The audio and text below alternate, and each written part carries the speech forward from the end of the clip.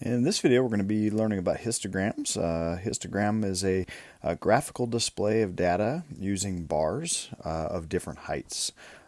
So we're going to take a look at that. It's a little bit different than a bar graph. Histogram, we're going to group it into subgroups. So we're going to be able to pick little ranges, basically break down a subset of whatever your overall data is. So we have these groups of numbers, ranges, or some call them bins or batches, if you will. But we're looking to try to split those up into different groups.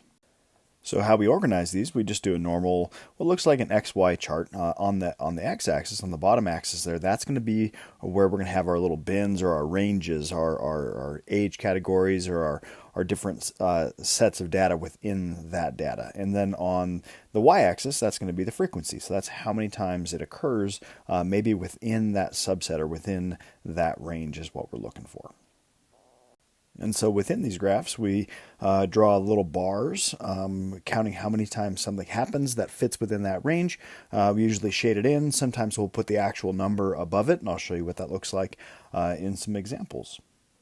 So let's take a look at an example of how we're going to build a histogram. So we have a local college, it collects data about the age of art students taking an art class. So let's say they collect the data, and this is all of the ages of all the people in that class. So the first thing we want to do is just make a normal, basically a frequency table, see how many times things are going to happen here. So we have options. First thing I want to do is pick my age range. I'm trying to figure out like what maybe subcategory I would pick on this. So as I'm looking, it looks like 16 is the lowest number there, so maybe I'm going to break this apart in groups of 10 or so. So maybe I go from 15 to 24, and then 25 to 34, and about a 10-year gap between each of those. And we'll just mine that data. We'll steal those numbers and put them in the table. So the frequency is just how many times it occurs.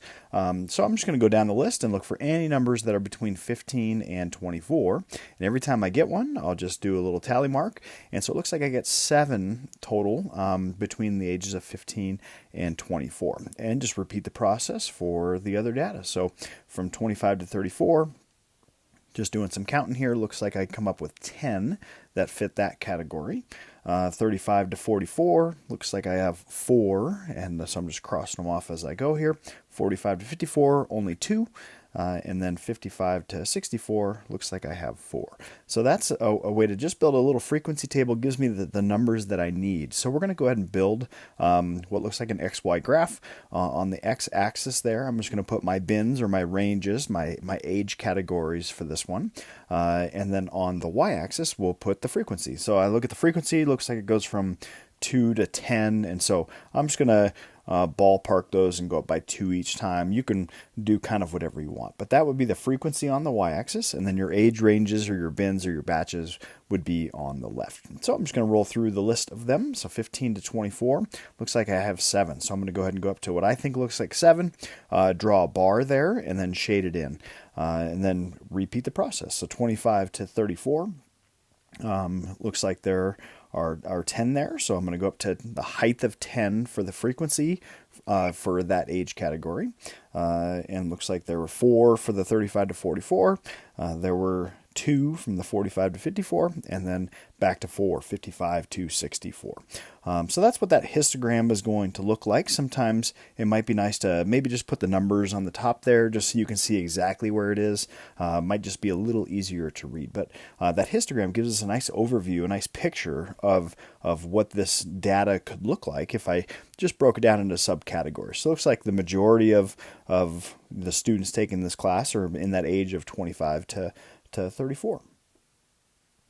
All right, we'll take a look at one more example to build a histogram. So Mr. Austin gave a 10-point quiz to his 9th grade math classes. So he has 3 classes here, and here's the data for all of those. So those are the raw scores for it. So we have a big group of data here. It'd be nice to maybe group them in ranges, in little mini subsections, if you will. So I'm going to take the scores and build little ranges based on that. And then frequency would be how often those are going to happen. So I just picked 0 to 1, 2 to 3, 4 to 5. That made sense to me to go up to that. I did go 10 to 11. Maybe they would offer some extra credit or something like that. But we're going to roll through this list and see if we can kind of scratch off and count as we go. So 0 to 1 scores, looks like there was just a couple of those. 2 to 3, there were no 2 to 3s, so we're just going to put a 0 there for that one. 4 to 5, there were quite a bit here as we count all the way down. I counted 17 that scored a 4 or a 5. 6 to 7, let's see, counting all those, looks like I'm up to 10. And then 8 to 9, crossing all those out, looks like I'm at 18. And then 10 or 11, I don't think I had any 11s, so I had 3 perfect scores. So I'm going to build a histogram based on this data information. So what looks like a normal XY chart, on the x-axis is going to be my score range. That's your bins or your buckets, if you will. And then on the y-axis, that's going to be the frequency, or how often that's going to happen. So from 0 to 1, for the scores and frequency, it looks like that's going to happen twice. So I just went up to about 2. You can label that y-axis how you'd like. I just picked 3s just because. And then there were actually 0, 2 to 3. So I just draw a line on the axis signifying that there's 0. You don't have to do that, but just shows that I was thinking about that. There were 17 that got a 4 or 5, so that's the group of that. 6 to 7, there were 10. 8 to 9, there were 18. And then the last one, 10 to 11, there were 3. So this gives me a nice picture and overall look of what that data set could look like. If you want, you could put little numbers above the top of those bars just so you know exactly what that data set was. It just might help you see that just a little bit better.